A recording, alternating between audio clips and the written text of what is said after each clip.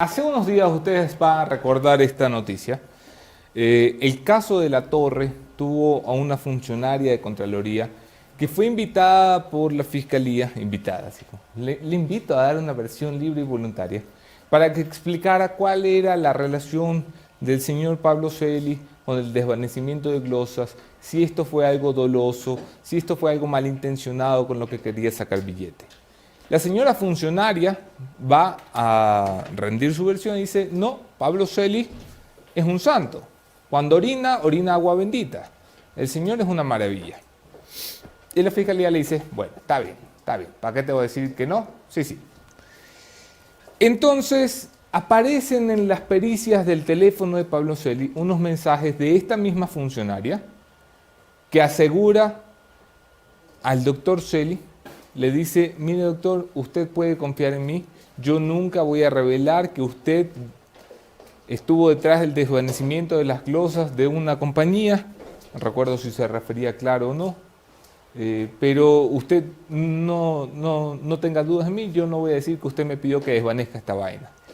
Es decir, quedó clarísimo que la funcionaria le mintió al sistema de justicia ecuatoriano, le vio la cara al sistema de justicia ecuatoriano. Y como esto me parece inadmisible, y esto es un delito, mentirle al sistema de justicia es un delito, se nos ocurrió aquí en vivo revisar cómo era el perjurio en el Ecuador. Jefferson Sanguña ha levantado la información que presentamos a continuación con Mónica Velázquez y este servidor. Cuéntanos. Así es, vamos con la primera lámina que tenemos ya en la pantalla. Primero hay que entender qué es esto del perjurio, así que es una de las... Ok, es lo que sucede aquí en vivo. Pensaba que había una alarma aquí. Yo también dije temblor, corramos todos. Pero ya estamos ahí. La figura del perjurio. Vamos a ver que la primera lámina, ¿qué es lo que significa el tema del perjurio? El perjurio es cuando literalmente uno de ustedes está ante las leyes, está declarando en algún proceso y miente. Y hay dos tipos en ese tema, porque también es sancionado por el COIP en el artículo 270. Y estas dos sanciones se refieren a dos figuras, que vamos con la siguiente. En la siguiente lámina podemos ver... Por aquí estaba, ¿no? Ahí está. Ya se perdió un poquito, Anderson. Aquí está. La siguiente lámina. La siguiente. Ahí está. A ver, un segundito. Bajo juramento, la sanción será de 3 a 5 años en cana. Sin juramento, la sanción será de 1 a 3 años en la cárcel. Claro, esto es cuando te llevan a la corte, sobre todo cuando eres testigo o tienes que rendir testimonio. A mí me ha tocado ir algunas veces cuando Luis Eduardo lo va a meter preso y te hacen jurar. Entonces te hacen jurar que tú vas a decir toda la verdad. Y nada más. Si estás bajo juramento y metes ahí candela que no era, de 3 a 5 años, esto igual puede evitarse la cárcel, pero es un delito tipificado. ¿Qué más? Ahora sí, ¿qué tan mentiroso es el país? La anterior. ¿Qué tan exacto? Ahí sí, ¿qué tantos procesos se han llevado a cabo en este sentido? Pero sobre todo las sentencias de perjurio. Según los datos del Consejo de la Judicatura, hasta junio de este año hay 133 sentencias por perjurio, como ustedes pueden ver en pantalla. ¿Y cuáles son las provincias que más sentencias tienen en este tipo de delito? En este tipo de delito. Están nerviosos. Están nerviosos los chicos ahora ya. Con pasó? este tipo. ¿Tienen contratos petroleros que se han quedado nerviosos después de la conversación? ¿Qué está pasando aquí, Che María? ¿Qué me quieren explicar? Así que vamos con las provincias que más sentencias tienen en el tema de perjurio. Primero se encuentra, ahí vemos Cañar y Guayas con 11 sentencias, Loja con 13 y Pichincha con 10 sentencias. Una vez dicho esto... O sea, en Guayas estamos los... Ah, no, en Loja, mira. La Loja, gente de mi banco, esto es mi banco. ¡Mi banco! ¡Respóndele al país! 13 sentencias de perjurio en Loja. ¡Respóndele al país! ¿Qué más tenemos? Ahora sí, vamos con lo candente y lo chévere de este reportaje. ¿Cuáles son los casos políticos donde se ha visto topado el tema de perjurio, donde se ha tratado de denunciar, donde se han tratado de poner investigaciones y donde también en unos u otros ha habido una resolución final? Primero, el famoso señor Cura Tuárez, José Carlos Tuárez, expresidente del Consejo de Participación Ciudadana. ¿Qué pasó con el Cura Tuárez, Velázquez? Tuvo problemitas por andar vendiendo los cargos y tomándose el nombre de la primera dama, en este caso Rocío de Moreno. fue denunciado por Así Isabel es. Vargas de la UNE en 2019 por cometer perjurio. Yo me había olvidado ya de este personaje, de el querido cura Tuárez. Está preso, ¿no? Está Bien preso, está además, preso, por haber pues. sido tan... Pero sobre qué mintió es lo importante. A ver, de ¿qué dijo? José Carlos Tuárez. Él decía que dentro de los requisitos para presentar su postulación al Consejo de Participación Ciudadana, por ejemplo, había administrado una radio Claro. en Tungurahua, había administrado también un convento en Salamanca, España, y esto fue desmentido tanto por las autoridades del convento como de la radio. Pero Así que, este era la mamá de los mentirosos. Porque no este mentir, decía- dicen, dentro de su religión. Ahí ¿Este está. qué era? Este era franciscano, No, es una buena pregunta. jesuita.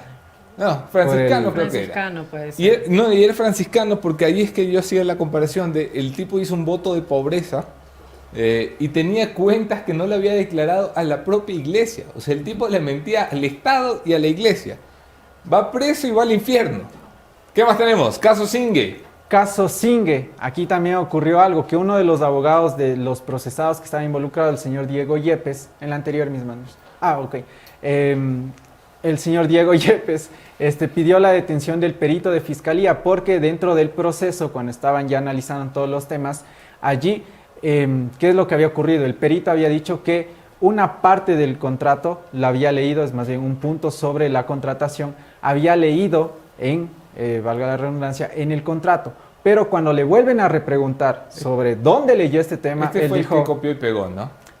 Yo me acuerdo de este perito. Así es. Sí, Un él había perito- dicho que claro, que lo había leído en un PDF. Entonces ahí se contradijeron. No, Ahí qué se contradijeron. PDF ni qué PDF. Este fue el perito que le dio pereza hacer su trabajo y literalmente copió y pegó el trabajo de Fernando Villavicencio, que sí había trabajado.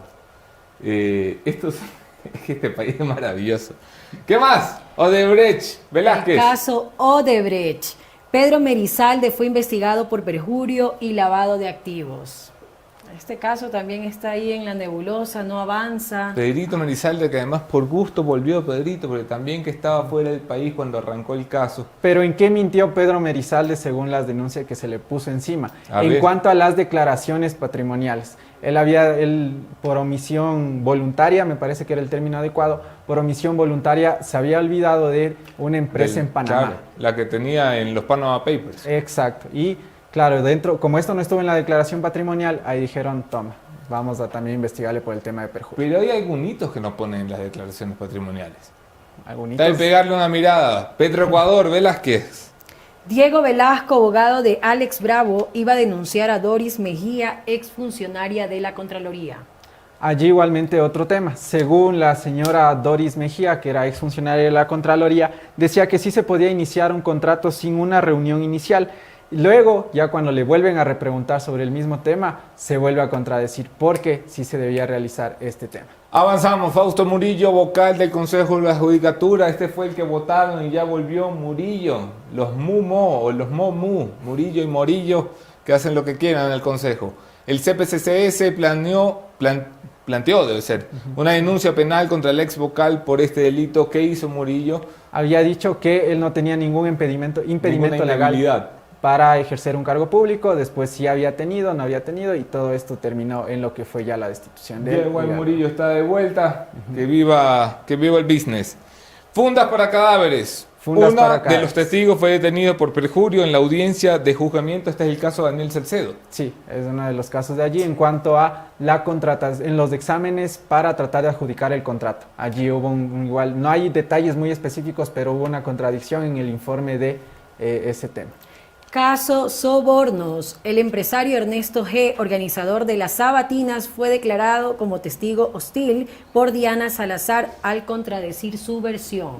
Allí igualmente, él había dicho en un inicio que presentó facturas sobre lo que se gastó en distintos eventos de Alianza País, donde estaba inmiscuido Sinohidro, Hidalgo, si la memoria no me es infiel.